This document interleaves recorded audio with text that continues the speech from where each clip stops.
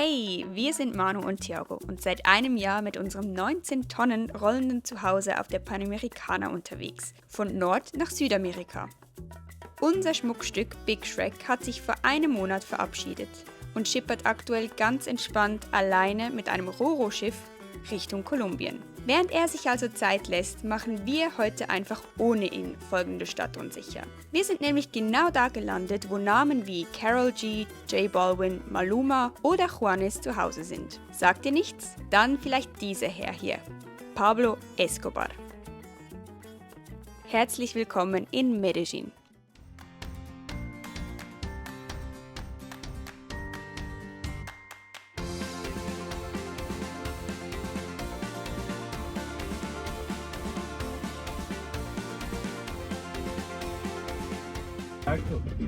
También me gusta mucho reggaetón. ¿Mucho reggaetón? Sí.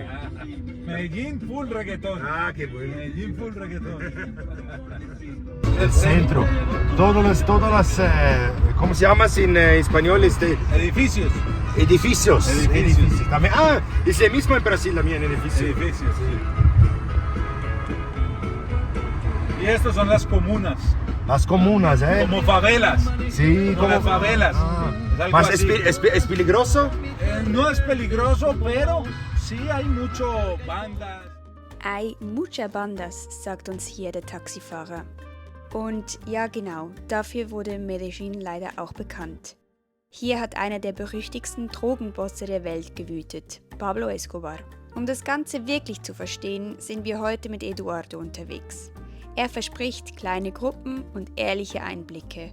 Und wir haben richtig Glück, denn wir sind nur zu zweit mit ihm. Und dann erzählt er uns die Geschichte hinter der Stadt. Kurz gesagt, Escobar hat Medellín in den 80er und frühen 90er Jahren komplett geprägt. Mit dem Kokainhandel wurde er einer der reichsten Männer der Welt. Aber der Preis dafür war brutal. Bombenanschläge, Entführungen, gezielte Morde, ganze Stadtviertel lebten in Angst. Tausende Menschen verloren ihr Leben. Polizisten, Politiker, Zivilisten. Es galt plata o plomo. Viele sahen in ihm gleichzeitig einen Wohltäter, weil er in armen Vierteln Häuser bauen ließ und Geld verteilte. Aber genau das machte ihn so gefährlich. Er hatte Macht, Geld und die Unterstützung eines Teils der Bevölkerung.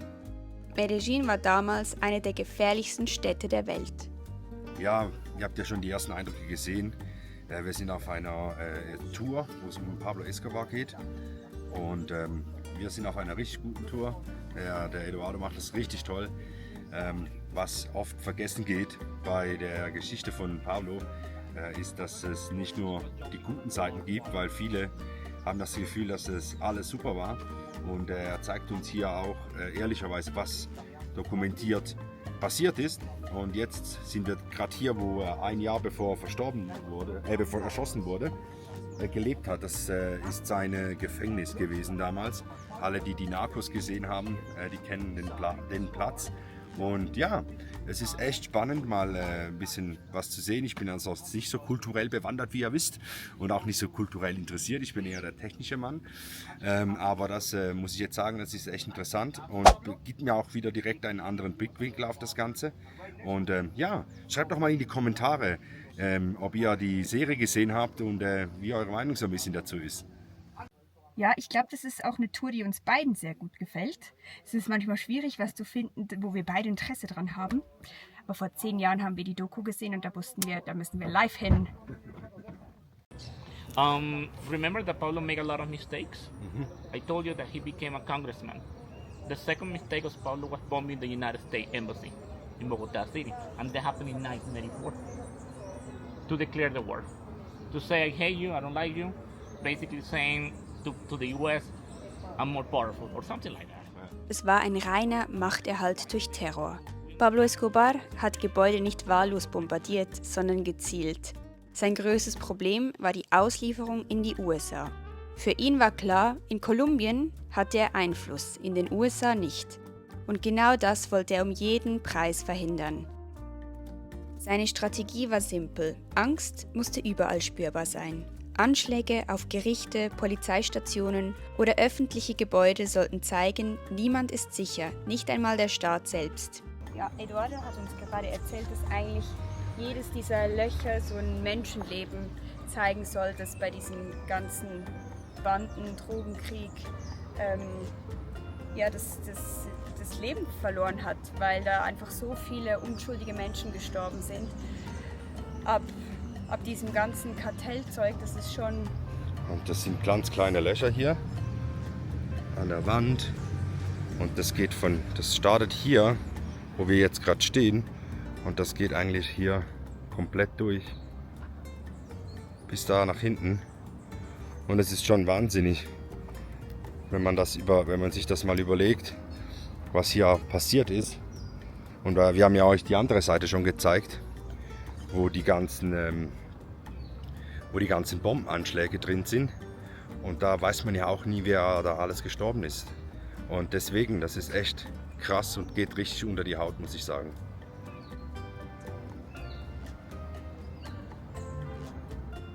Look at the screen outside. They don't have Yeah, place in the they're so church, so full they... that they have to come outside like this. Oh my God. And look, popcorn, thanks. I mean, and there is another location where you can buy food. Nah, that's amazing. Yeah. Wow.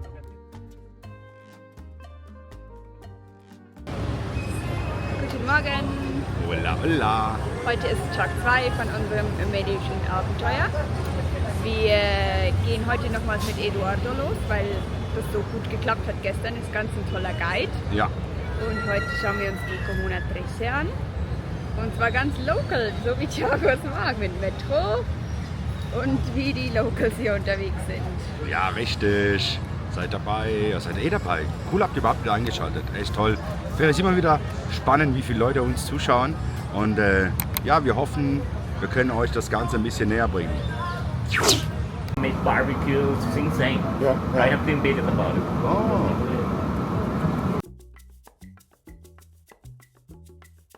Wir sind in der Comuna 13. Früher einer der gefährlichsten Orte der Stadt. Hier oben, dicht gebaut an den Hang, kaum staatliche Kontrolle, dafür Guerilla, Paramilitärs und Banden.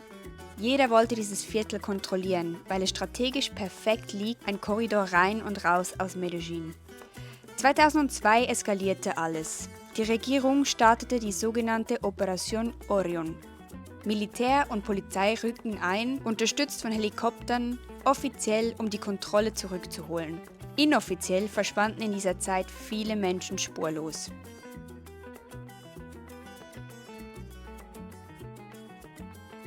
Was hier passiert ist, ist bis heute nicht ganz komplett aufgearbeitet. Familien suchen noch immer nach Antworten, welche sich auch oft in Graffitis widerspiegeln. Und wenn wir heute durch die Gassen laufen, spüren wir vor allem Musik, Street Art, Tanz, überall Farben.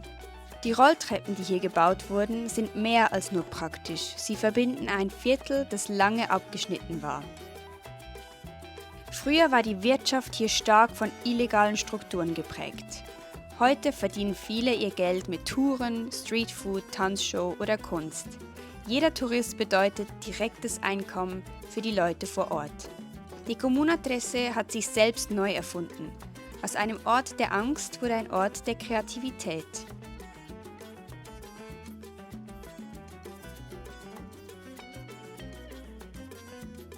Eduardo hat uns das alles unglaublich authentisch und mit viel Respekt für die Menschen hier näher gebracht. Wir sind sonst nicht die sich überall einen Guide nehmen. Aber gerade an den Orten mit so einer prägenden Geschichte lohnt es sich total, jemanden dabei zu haben, der seine Stadt liebt und sie mit echter Lebensfreude weitergibt. Leute, ich sterbe fast. Das geht hier einfach gefühlt senkrecht hoch. Oh mein Gott. Jetzt gibt es noch Eiscreme, nachdem wir hier uns einen abgeschwitzt haben. Leute, es war richtig cool. Heiß und cool. Ja, unser Guide macht das echt super. Das lohnt sich, jemanden hier zu nehmen, einfach weil der so viel darüber weiß und es auch so einfach vermitteln kann und spannend. Und was hat das jetzt gekostet? Ja, jetzt haben wir Special Price gemacht, aber Eduardo hat uns gesagt, wir sollen ihn unten in unserem Video verlinken, also falls ihr mal in Medellin seid, dann kontaktiert ihn doch unbedingt, weil er ist wirklich ein cooler Tourguide. Er Super macht Englisch. Voll top Englisch und alles privat oder maximal 4 Personen. Genau. Und was haben wir bezahlt? Jetzt für die Tour haben wir pro Person, glaube ich, 20 bezahlt. Ja, wir waren jetzt 4 Stunden unterwegs. Und ansonsten ist man mit dem Auto unterwegs. Er macht da ganz verschiedene Sachen. Also, meldet euch bei ihm. Ihr findet seine Kontaktdaten unten in der Videobeschreibung, weil ja, ist richtig cool. Es hat sich gelohnt, weil er hat uns so viel erzählen können über das Ganze hier, über die Comuna Trece, aber auch gestern über das ganze Pablo-Zeugs, also wirklich cool. So this is maracu, passion fruit and mango. This is mango. Thank you Okay, so something much. else. Das ist mal ein Eis. This is something that people try. Yes, but it's... Just eat it. That's natural, right? Yes.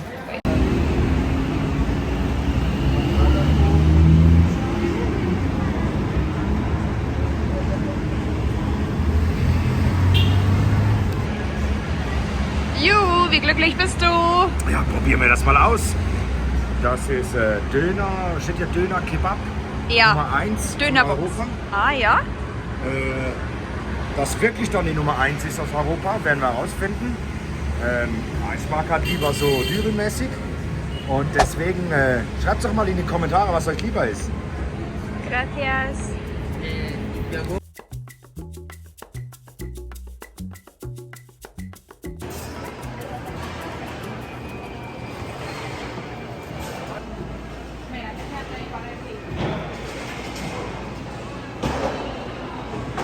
Hallo.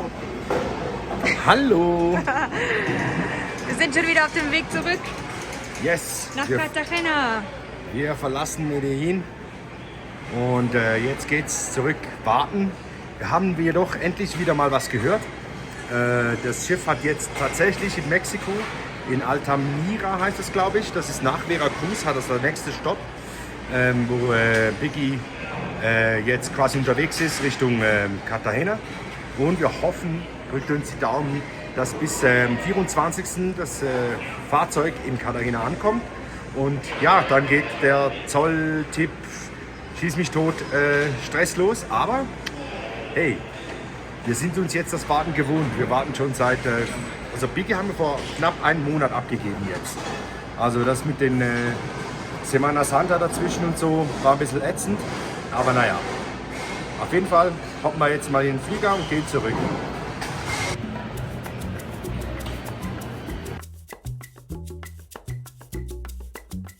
Leute, tatsächlich, es ist Montag, der 27.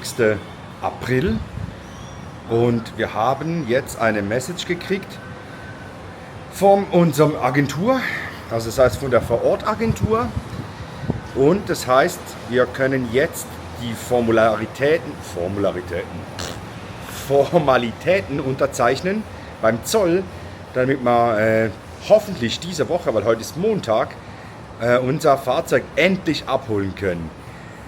Wir sind ein bisschen, wie soll ich sagen, ein bisschen, nein, ich will jetzt nicht sagen depressiv, aber es ist halt einfach schon ein langes Warten schon seit doch schon mehreren Tagen, fast Wochen.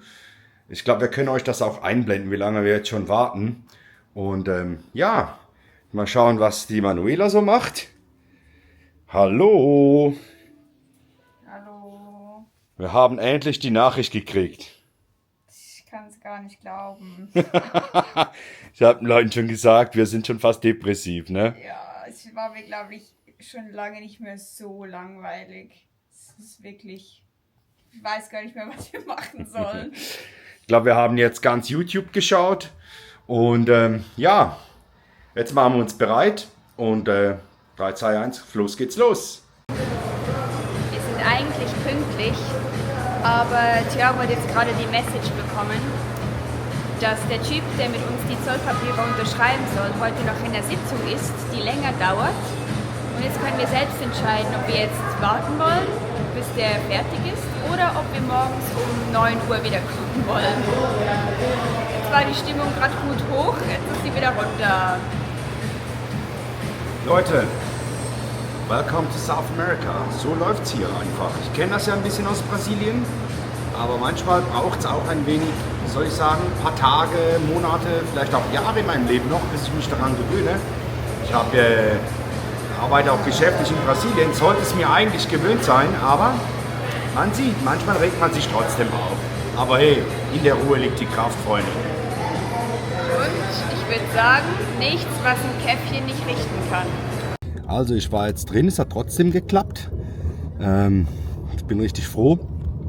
Da in der Nähe vom Hafen in so ein Gebäude gegangen. Ich habe dann die Dame gefragt, die da von der Agentur, was das genau ist, und die konnte mir das nicht genau erklären. Das ist sowas wie eine Zollverkehrsbehörde. Da haben wir jetzt den Antrag unterschrieben, dass wir das Fahrzeug importieren möchten. Und ja, Freunde, das ging so schnell. Rein, Unterschrift, wieder raus. Und anfangs hat es ja geheißen, klappt, dann hat es wieder geheißen, nein, Termin geschoben auf morgen auf 9 Uhr vielleicht und jetzt warten wir auf eine E-Mail, die ich auf meine Mail kriegen sollte in den nächsten 1 bis 1,5 Stunden. Und wenn die gekommen ist, dann leite ich die weiter an die Agentur, damit die dann quasi anfragen können für einen Termin, um das Fahrzeug rauszuholen. Ja, so ändern sich die Dinge und so geht auch unsere Stimmung hoch und runter. Der nächste Tag, ihr seht schon, ich smile. Heute geht's los. Wir haben gerade vom Agenten die WhatsApp gekriegt, dass wir ins Büro fahren sollen und da die Rechnung bezahlen. Und anschließend können wir zum Hafen unseren Biggie abholen. Wir freuen uns. Ich muss auch sagen, wie viel es die Rechnung ist, das interessiert die Leute. Ach ja, die Rechnung ist 620 US-Dollar, ist das korrekt? Schweizer Franken. Schweizer Franken. Ja, wir schreiben es euch irgendwo hier unten rein, was es gekostet hat. Genau, und dann gehen wir unseren Biggie holen. Wir freuen uns total. Ja, es sieht ein wenig versifft aus, weil es jetzt irgendwie, keine Ahnung, 10 Uhr und wir gammeln den ganzen Tag im Airbnb rum. Umso besser, dass es jetzt losgeht. Unser Agent hat Stahlkappenschuhe organisiert. Weil Thiago die natürlich wieder mal nicht dabei hatte. Ja, die habe ich natürlich immer dabei. Für die Leute, die schon etwas länger dabei sind, die wissen ja, meine Stahlkappenschuhe sind...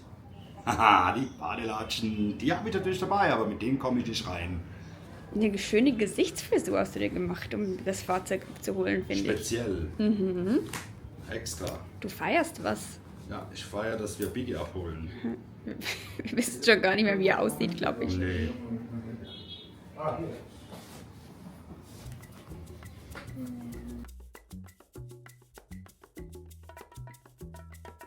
Leute, da ist er. Das ist leider der einzige Ort, an dem ich filmen durfte. Er steht hier auf dem großen Platz. Ja, ich glaube gar nicht, wie Freude ich habe. Sieht alles gut aus soweit. Hier am Fahrzeug fällt mir nicht direkt was auf. Und ja, es ist einfach der Wahnsinn. Es ist der Wahnsinn, Leute. Ja, wir haben unseren Biggie wieder zurück. Jetzt geht es nur noch raus. Ihr seht ja, wie ich mir am Abschwitzen bin. Und wir freuen uns total jetzt. Manuela ist im Café geblieben und sie hält die Stellung, bis wir dann da auftauchen. Sorry Leute, es ist einfach zu heiß. Ich habe es geschafft. Biggie läuft, sieht alles gut aus soweit. Und da vorne sind unsere Compañeros. Neben mir ist auch noch einer. Und ja, jetzt warten wir, bis alle bereit sind. Und ja, dann geht's raus aus dem Hafen. Oui, regarde. Oh, il est gros.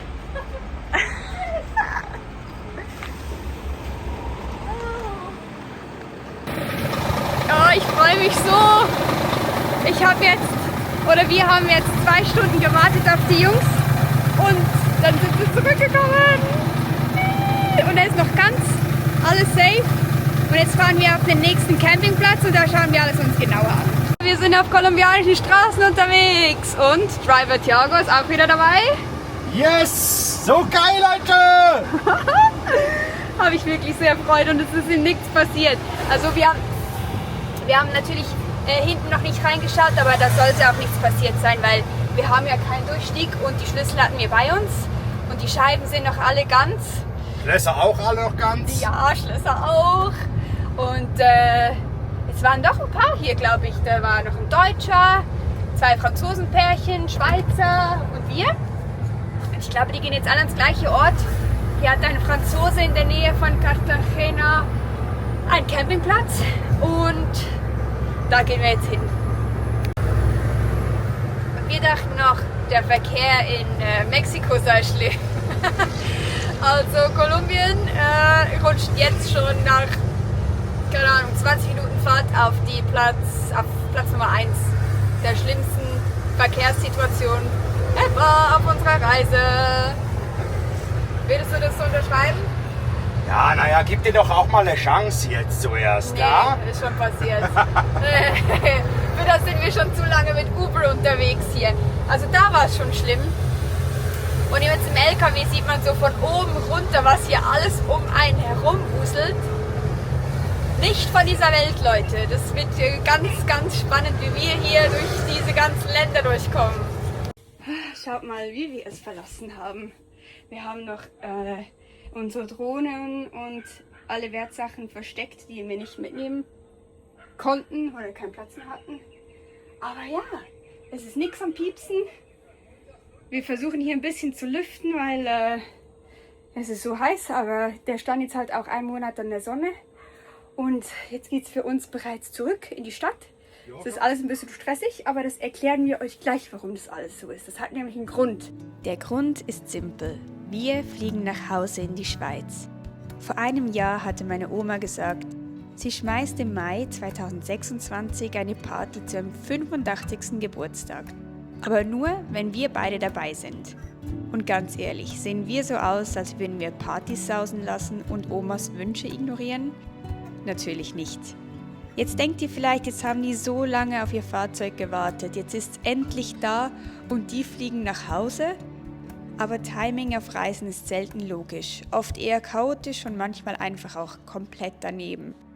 Und so sehr wir dieses Leben unterwegs lieben, es gibt Dinge, die wir noch ein bisschen mehr lieben und vermissen. Familie, Freunde und ein richtig gutes Stück Brot mit Butter. Das schlägt im Moment sogar Südamerika. Welcome to Zurich, ladies and gentlemen. Please remain seated with your seatbelt fastened until we have reached our final parking position and the fasten seatbelt sign has been turned off.